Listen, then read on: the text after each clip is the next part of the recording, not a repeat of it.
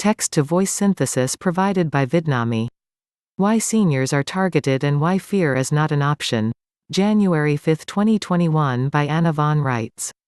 Putting it bluntly, seniors rack up incredible medical bills the last 3 years of their lives on average. This is partially due, of course, to the padding of medical costs and services by corporations that should never have been allowed to function as for-profit entities. It is nonetheless the reality of life, that the last 3 years of our lives tend to be painful, debilitating, debasing, and, for the medtech giants, highly profitable. So they want us to live as long as possible, as miserably as possible, so that they can milk the cash cow for all we are worth, literally. It is this, not any respect for life, not any kind of compassion, that drives the spear through the heart of any legislation allowing people to make their own end-of-life decisions when faced with irreversible and terminal illness. It is also what truncates making funds available for hospice care and caretaker respite programs. It's nothing but corporate greed and profiteering that serves to make our end-of-life experience so nasty and needlessly painful. As long as you are breathing, they can charge you for their goods, pills, liquids, medical equipment and services, and as ending that gravy train is not in their economic best interest, they will keep you alive, regardless of the quality of your life, to the bitter end. For many of us, it is simply torture prolonged.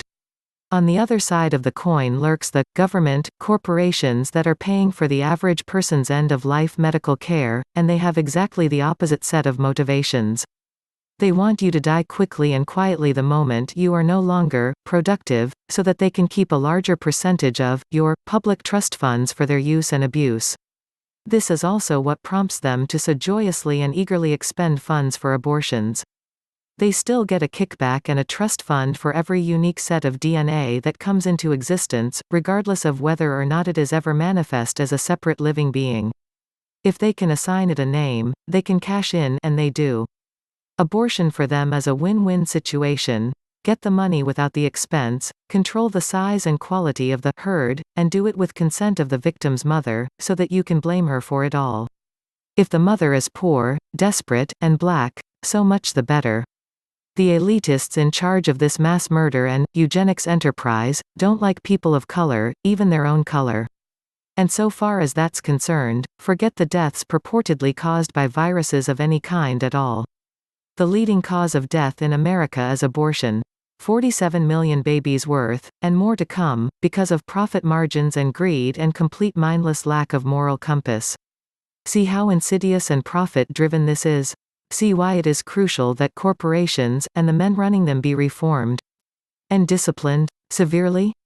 If you want a bogeyman to be afraid of corporations, mindless, heartless, faceless, profit-driven things that pretend and act as if they are alive. Any Frankenstein or cannibal zombie would be put to shame, if compared to PepsiCo, Standard & Poor's, or Wells Fargo. Any dragon, Godzilla, or E.T. would be left flat-footed in the boardroom of Lockheed Martin, Tesla, Inc., Serco, or Raytheon. Yet, fear is not an option when confronted with legal fictions. Though they can and do destroy life, and both the meaning and the quality of life, because they are themselves dead things, they cannot stand the light of day or bear the force of a lawful court. And this above and beyond every other consideration is why we must turn our attention toward using the tools at our disposal to discipline and, when necessary, to destroy run-amok corporations, including government corporations. Cowering in your bed with the covers pulled up over your head won't deter the IRS or FEMA from making false claims against your presumed to exist municipal estate, and rooking you into paying them. Doing absolutely everything the government corporations tell you to do, exactly the way they tell you to do it, won't give you any safety.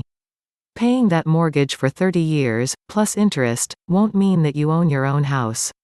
These for-profit corporations are determined to make money off of you, your assets, your very existence. They exist to suck you dry, and that's all there is to it. They are the real-life vampires, and that's putting it nicely. So if you want to control corporations, you must deprive them of their profit motives, and develop and use better means to provide oversight, and we must engender corporation-killing legislation above and way beyond measures like the Sherman Antitrust Act or Taft-Hartley Act or Logan Act. We, as living beings, need silver bullets, absolute means to destroy corporations that trespass against us, no questions asked. Just dead. Defunct. Liquidated for cause. Corporate veil ripped asunder. Controlling shareholders, officers, and board members disgraced in public, their holdings and personal property confiscated to compensate the victims. That's what we need, and being afraid won't get the job done. Neither will crying and whining to the board members, the members of Congress, who are promoting and profiting from all this nightmarish abuse. Neither will bringing suits against them in their own courts avail us anything. No, the only way to bring these corporations back in line is to exercise our own courts and military tribunals to deny them the profits from their misdeeds and punish the perpetrators of these corporate crimes against humanity. I still believe that tearing apart just one major corporation, and doing a really good job of it, would do a world of wonders, and serve to jerk the others back in line.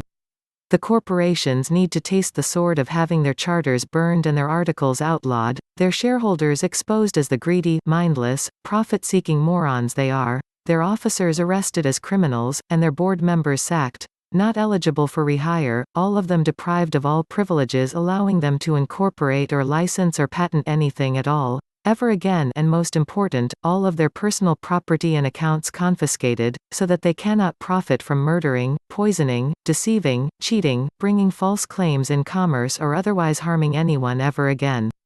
Let the paper carnage begin.